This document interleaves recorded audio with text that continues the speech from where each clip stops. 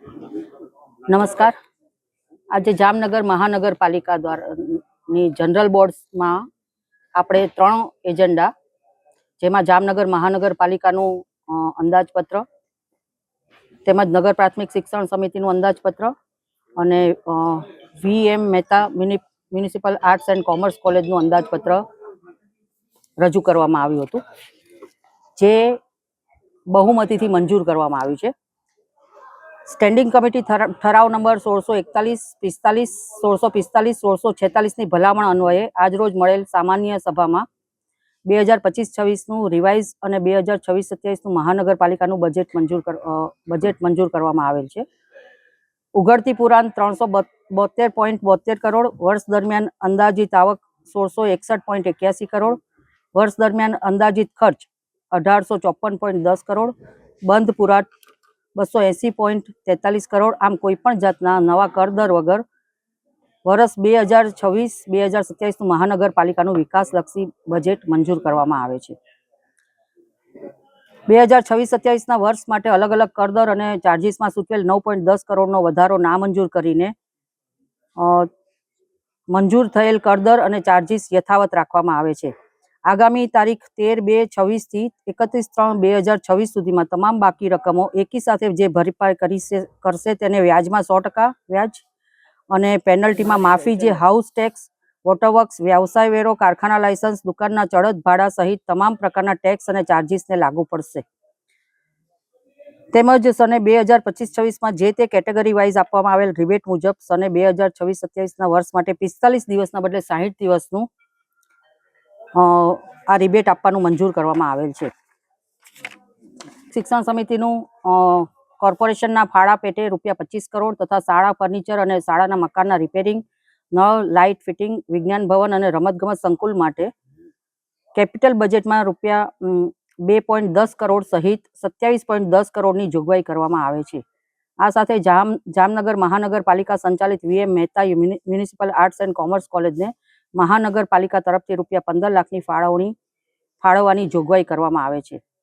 બેડી પંચાયત, નવાગામ ઘેડ municipal ઘરોના જે તે સમયના બાકી રહેતા મિલકત કર અન્વયે જે મિલકતોના કાર્પેટ એરિયા 40 ચોરસ મીટરથી ઓછો હોય અને મિલકતનો ટેક્સ રજિસ્ટરમાં દર્શાવ્યા અનુસાર 31/3/2006 સુધીનો જે તે સમયના નિયમો અનુસાર બાકી રહેતો ટેક્સ સ્ટેન્ડિંગ કમિટીને GPMC એક્ટ 1949ની કલમ 152 હેઠળ મળેલ સત્તા અન્વયે માંડવાળ કરવા મંજૂર કરવામાં આવે છે.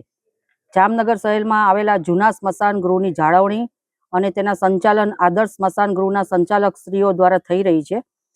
તો આ સ્મશાન ગૃહમાં મરણ થઈ જનાર વ્યક્તિઓની અંતિમ ક્રિયા નિઃશુલ્ક થાય તે માટે અંતિમ ક્રિયા સબબ ₹1000 સહાય મહાનગરપાલિકા દ્વારા સૂચવવામાં આવશે. આ માટે બજેટમાં ₹50 લાખની જોગવાઈ કરવામાં આવેલ છે. આ ઉપરાંત શહેરમાં ધાર્મિક સંસ્થાઓના ટ્રસ્ટો દ્વારા ચલાવવામાં આવતી સંસ્થાઓ ઘણી વખત પ્રાથમિક સુવિધાઓના અભાવના કારણે એ સંસ્થાઓને આર્થિક મદદ કરવો યોગ્ય લાગે તે માટે સેવાભાવી સંસ્થાઓ અને લોકસેવા અને જનસેવા કરી શકે તેવી આવી રજિસ્ટર્ડ સંસ્થાઓના વિકાસ માટે મહાનગરપાલિકા નક્કી કરે તેવી શરતોને આધીન સારી અને સુદૃઢ સુવિધા પૂરી પાડી શકે તે માટે ₹50 લાખની જોગવાઈ કરવામાં આવેલ છે. જામનગર શહેરની આગવી ઓળખ ધરાવતા સુપ્રસિદ્ધ ઐતિહાસિક સ્થળોના બહારના ભાગે મારું જામનગરના નામથી સંબંધિત સ્થળોની ઓળખ વિશે લોકો માહિતગાર થાય તે માટે ઐતિહાસિક માહિતી જે તે સ્થળે સાર્વજનિક કરવા માટે ₹20 લાખની જોગવાઈ કરવામાં આવેલ છે. રણમલ તળાવ ફૂડ કોર્ટમાં 5 જેટલા ફૂડ કોર્ટ ખાલી હોય, 5D કે 7D થિયેટર, મિરર ઇમેજ આનંદ પ્રમોદ માટે સહેલાણીઓ માટે કરવામાં આનુષંગિક કાર્યવાહી ત્વરિત કરવાની વ્યવસ્થા કરવામાં આવેલ છે. મનપા દ્વારા બનાવવામાં આવનાર ત્રીજું સ્મશાન ઇલેક્ટ્રિકના બદલે ગેસ આધારિત સ્મશાન બનાવવા અંગે કાર્યવાહી કરવાની રહેશે. સૌથી આપણે જામ સાહેબ બાપુનો આભાર એટલે માનીશું કે અંબા વિજય સોસાયટી V માર્ટ પાસે આવેલા પ્લોટમાં ઓક્સિજન પાર્ક બનાવવા માટે જે જગ્યા ફાળવવા અંગે તેમણે જે આપણને સાથ સહકાર મહાનગરપાલિકાને આપ્યો છે તે બદલ બધા જામનગર મહાનગરપાલિકાની વહીવટી અધિકારી અને પદાધિકારી વતી જામ સાહેબ બાપુનો અમે ખૂબ ખૂબ આભાર માનીએ છીએ. આ સાથે જામનગર શહેરમાં ક્રિકેટ ગ્રાઉન્ડ, તેમજ ફૂટબોલ ગ્રાઉન્ડ બનાવવા માટેની જે જગ્યા આપણે આપેલી છે તેનો અમે સૈદ્ધાંતિક સ્વીકાર કરીએ છીએ. આ બજેટ ખાસ કરીને જે છે એ સર્વાનુમતે મંજૂર કરાયું છે, કયા પ્રકારે મંજૂર કરવામાં આવ્યું છે? આ બજેટ બહુમતીથી મંજૂર કરવામાં આવ્યું છે. સાથે સાથે આ બજેટમાં સાંસદશ્રી, ધારાસભ્યના સૂચનો, તમામ સાથી સભ્યોના સૂચનો, પદાધિકારી તેમજ અધિકારીઓના સાથ સહયોગથી તમામ આયોજનોમાં સાથે મળીને અને ખૂબ જ સારી રીતે જે ઐતિહાસિક નિર્ણયો, જેમ કે આપણે સ્મશાનની એની વાત કરીએ તો આ ખૂબ સારી બાબત છે, જેને લોકોએ અને બધાએ અપ્રિશિએટ કરી છે. એ બદલ હું તમામ જાહેર જનતાનો પણ આભાર માનું છું. અસ્તુ. ભારત માતા કી જય. કોંગ્રેસના કોર્પોરેટર એક સામાન્ય રીતે વિપક્ષમાં બેઠેલા કોર્પોરેટરો છે. કોઈ પણ સારી બાબતમાં સાથ આપવો, અમને જ્યારે બી જનતાનો સાથ મળે છે ત્યારે જ અમે અહીંયા છે. એ લોકોને વિપક્ષમાં બેઠેલા છે એટલે એ લોકો વિરોધ કરે એ આપણે જાણીએ જ છે. પણ આમાં ઘણી બધી સારી બાબતો અને એમના સૂચનો પણ આપણે લીધા છે. જ્યારે આ બજેટ આટલું લાંબુ ચાલ્યું છે, જ્યારે બજેટમાં એમના સૂચનો એમણે પણ આપ્યા છે, તો એ સૂચનોને પણ આપણે લીધા છે કે સમાવેશ કર્યો છે. પણ વિરોધ કરવો એ એમને વિપક્ષમાં બેસીને વિરોધ કરવાનો એમનો હક છે, એ કરે છે. પણ સાથે સાથે આપણે આ બજેટ ખૂબ સારું અને જામનગરની જનતાને ખૂબ ફાયદાકારક રહે અને સાથે સાથે તમામ પદાધિકારી અને સાંસદ અને ધારાસભ્ય અને સરકારને લગત અનુસાર આ બજેટ સર્વાનુમતે નથી થયું, બહુમતીથી આપણે પાસ કરીએ છીએ. અસ્તુ. ભારતમાં. આજ રોજ જામનગર મહાનગરપાલિકાનું ₹2134.53 કરોડનું બજેટ મેં માનનીય મેયરશ્રી સમક્ષ રજૂ કર્યું છે. આ બજેટની અંદર કોઈ પણ જાતનો કરદર જે માનનીય કમિશનરશ્રી દ્વારા સૂચવવામાં વધારો આવ્યો હતો તે બધો વધારો રદ કરી અને કોઈ પણ જાતના કરદરના વધારા વગરનું આ બજેટ રજૂ કર્યું છે. તે ઉપરાંત આ બજેટની અંદર ગયા વર્ષે જે આયોજનો અમારા દ્વારા કહેવામાં આવેલ હતા તેમાં 90%થી પણ વધારે કાર્યો પૂર્ણ કરવામાં આવ્યા છે. આ બજેટની અંદર આ જામનગર શહેરમાં વસતા નાગરિકોને જે તેમના મૃત્યુ બાદ અંતિમ સંસ્કાર માટે જે ચાર્જ ચૂકવવામાં આવતો હતો તે ચાર્જ નિઃશુલ્ક થાય તે બાબતમાં કાર્યવાહી કરવા જામનગર અને દેવભૂમિ દ્વારકાના લોકપ્રિય સાંસદ બેનસી પૂનમબેન દ્વારા આ અંગે મહાનગરપાલિકા દ્વારા યોગ્ય કાર્યવાહી થાય તેવું સૂચન મળેલ હતું.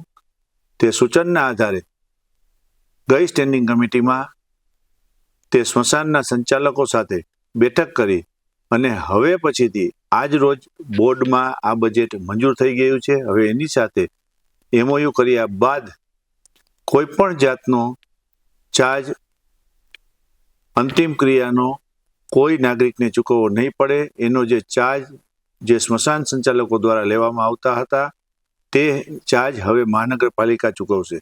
તે ઉપરાંત જામનગર શહેરના ક્રિકેટના રમત માટે એક ક્રિકેટ ગ્રાઉન્ડ પણ બનાવવાનું ડિક્લેર કરી દીધું છે. ફૂટબોલ ગ્રાઉન્ડ બનાવવાનું પણ સ્ટેન્ડિંગ કમિટીમાં ડિક્લેર કરી દીધું છે. જેના હિસાબે આજ રોજ જામનગર મહાનગરપાલિકાના દરેક સભ્યો દ્વારા આ બજેટને આવકારવામાં આવેલ છે અને જે વિકાસ કાર્યો આગામી સમય માટેના આ બજેટના આયોજનમાં લીધેલ છે તે બધા વિકાસ કાર્યો આગામી સમયની અંદર અમે પૂર્ણ કરશું તેવું આ તકે આપના માધ્યમથી અમે ખાતરી આપી છે. હંમેશા કોંગ્રેસ દ્વારા જે આક્ષેપો કરવામાં આવે છે તે તદ્દન આક્ષેપો પાયા વિહોણા હોય છે. હંમેશા ભારતીય જનતા પાર્ટી એ એક પંચનિષ્ઠા આધારિત પાર્ટી છે. તે પંડિત દીનદયાલજીના વિચારોને ફોલો કરનારી પાર્ટી છે. આ પાર્ટીમાં જે એની પંચનિષ્ઠા છે તેમાં હંમેશા છેવાડાના માનવીને કેમ સારી સુવિધા મળે તેના માટેના પ્રયાસો કરવાવાળી આ પાર્ટી છે. આ બજેટની અંદર પણ આરોગ્યને લગતા કેટલા બધા આયોજનો જામનગર મહાનગરપાલિકાના બજેટની અંદર કરવામાં આવ્યા છે અને કોઈ પણ જાતનો કર વધારા વિનાનો આ બજેટ છે. જે કોંગ્રેસ પાર્ટી છે તે હંમેશા શાસક હોય એમાં વિપક્ષ હોય એ હંમેશા શાસકો ઉપર આક્ષેપ કરતું આવ્યું છે, પણ પ્રજાને પણ ખબર છે કે આ આક્ષેપો છે તે તદ્દન પાયા વિહોણા છે. મહાનગરપાલિકા સ્ટેન્ડિંગ કમિટી દ્વારા 2026-27નું આમ તો જોઈ તો આ એવો પહેલો રેકર્ડ બન્યો છે કે મહાનગરપાલિકાની અંદર 5 વર્ષની અંદર 6ઠું બજેટ રજૂ કર્યું છે. 3 ગત ચેરમેને કર્યું ને 3 બજેટ અત્યારે વર્તમાન ચેરમેને રજૂ કર્યું. જામનગરની પબ્લિકને એવી અપેક્ષા હોય કે મારું નગર સુંદર નગર, ને ક્યાંક પ્રયત્નો થતા હોય, સત્તા પક્ષથી થતા હોય, વિપક્ષથી પણ સૂચનો આવતા હોય ને એને આવકારી લઈ તો પછી આપણું જામનગર શહેર દિવસે ને દિવસે રળિયામણું થતું જાય. જ્યારે એક ગૌરવની વાત કહેવાય ને સારી વાત કહેવાય. જો કે અમે વિપક્ષે ઘણીવાર કીધું છે કે જે સારું હશે, સારો નિર્ણય લીધો હશે તો એને અમે સન્માન આપશી. એમ કે જેમ સ્મશાનની અંદર જે અત્યારે જે બોડી જાય છે ને એનો ચાર્જ જે દેવામાં આવતો હોય છે વ્યક્તિ દીઠ જે ઘરધણી આપે છે, એની જગ્યાએ મહાનગરપાલિકાએ 50 લાખ જેવી રકમ વાર્ષિક એને મંજૂર કરી છે કે ત્યાં જઈને 1 પણ રૂપિયાનો ચાર્જ એમને આપવામાં નથી આવતો. સાથે વિપક્ષ તરીકે મેં પણ સૂચન કર્યું હતું કે જો બસનો ચાર્જ પણ મહાનગરપાલિકા ચૂકવી દે તો એક સારું કહેવાય. તો વધારે પૂરતા જે આવા નબળા માણસો હોય છે જામનગર શહેરની અંદર, સ્લમ વિસ્તારની અંદર વધારે પૂરતા એવા વ્યક્તિ હોય છે કે એને ઘણી રાહત મળે ને આ સારું કાર્ય છે.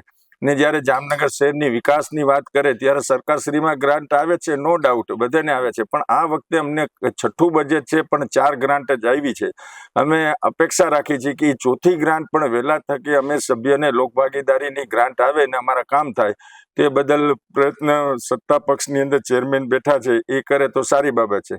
ને બીજી બાબતની અંદર કે જે વિકાસના કામ થઈ રહ્યા છે પણ ક્યાંક ને ક્યાંક જામનગર શહેરની અંદર અમુક કોન્ટ્રાક્ટરો જેની અણઆવડતના હિસાબે ક્યાંક ને ક્યાંક વિપક્ષને સત્તાને બંનેને પણ સાંભળવું પડતું હોય છે કે ભાઈ વિપક્ષને કહેતા હોય છે કે એમાં ભ્રષ્ટાચાર થયો છે, એ જ વસ્તુ સત્તા પક્ષને અમે સૂચન કરતા હોય છે, પણ ક્યાંક ને ક્યાંક એવી પહોંચવાળા પણ કોન્ટ્રાક્ટરો હોય છે કે જેના હું નામ નથી લેતો, પણ ખરેખર આ બધા ઉપર પણ ધ્યાન દેવું જોઈએ ને આવનારા દિવસોની અંદર જે અંદાજિત બજેટ રહ્યું જે ચેરમેન સાહેબે રજૂ કર્યું છે, કદાચ આમાં 64 સભ્યો અત્યારે અહીંયા છે અને આવનારા દિવસોમાં કોઈને ટિકિટ કદાચ ના મળે, કોઈ હારી જાય, નવા ચહેરા આવે તો એ બજેટનો કાયદેસર રીતના ભરપૂર લાભ લઈને જામનગર શહેરને વિકાસ માટે આગળ વધારે એવી મારી અપેક્ષા છે. સાથે સાથે ક્રિકેટ ગ્રાઉન્ડ આપ્યું છે, પણ જેમ કે સત્તા પક્ષની અંદર એક સભ્યએ કીધું ભારતીય જનતા પાર્ટીના ને કે જામનગરની વસ્તી પ્રમાણે ગ્રાઉન્ડ ટૂંકું પડે,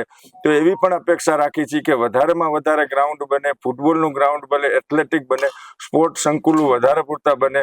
જામનગર શહેર ખાસ કરીને એક ક્રિકેટનું હબ કહેવાય. જામ રણજીતસિંહ જામનગરની અંદર ઇન્ડિયા લેવલે ક્રિકેટની એક ઉત્પત્તિ કરી છે, એવા જામનગર શહેરને વધારે પૂરતા ગ્રાઉન્ડ મળે એવી અમારી અપેક્ષા.